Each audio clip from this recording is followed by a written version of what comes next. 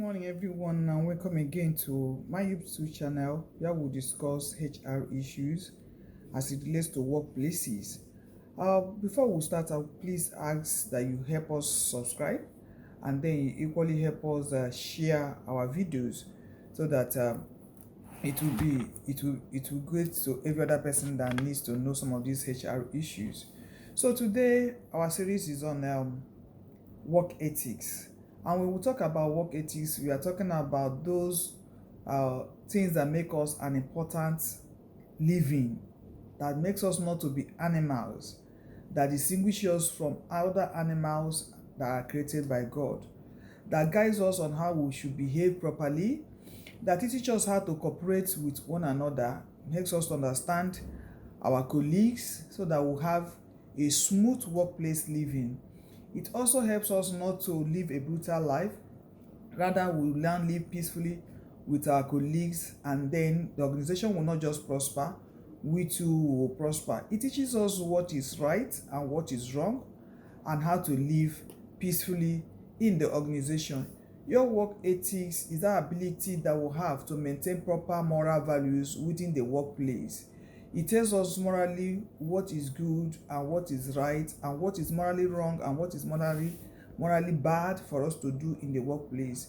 With work ethics, we are able to create that kind of condition or workplace condition that is so favorable that people will now have mutual respect and mutual love for one another in the workplace. So your work ethics is ideal if it can be cultivated and maintained in your workplace. So most organizations try as much as they can to not just manage the employees, but to train them so that they become perfect human beings in the workplace. And the only way they can do it is when they have this ethics as a principle that will work in their organizations. So your ethics in the workplace is that ability to study the conduct of your employees and be able to know that this character is bad, this one is good, and begin to say, no, we don't want this one in the organization, we want this one in the organization. That way, you are able to say, don't do this because it's going to be harmful to other colleagues in the organization. Do this, it will be good to them. So it's an inquiry into the nature of employees, how good they are, and how to attend to their being good. In case the person is not good, you may want to say, okay, let's help this person to become good.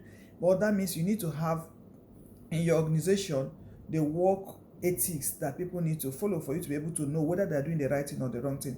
Because each of us are going to come into a workplace with different background, different teachings, different religion, and so what may be good for you may not be good for me. And the only way we can regulate what is good for each one of us is to make sure in the workplace there are ethics.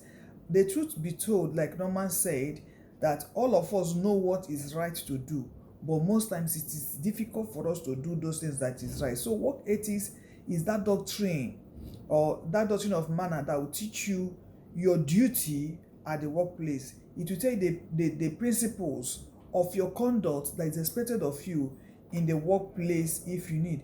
And so personally, most of us will focus on our morals and personal principles and see it as ethics. But professionally, ethics demands that we adhere to corporate rules of the organization, those rules that the organization has set in place that says you are to do this A and B, you are not to do this C and D.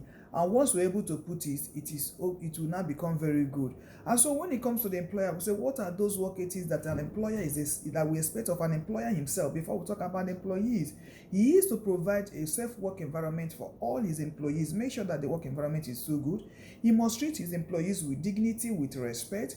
He must also provide a fair wage so that those people that are working in the organization will not be tempted to begin to do things that are not good just because they want to cover up for the poor wages that they are paid. He must also handle the business of the organization with integrity and honesty himself, because if the leader doesn't have integrity, there's no way the followers will. If, for example, you as a manager or owner of the business comes to work late, the employees will come to work late and begin to write that they came early for you.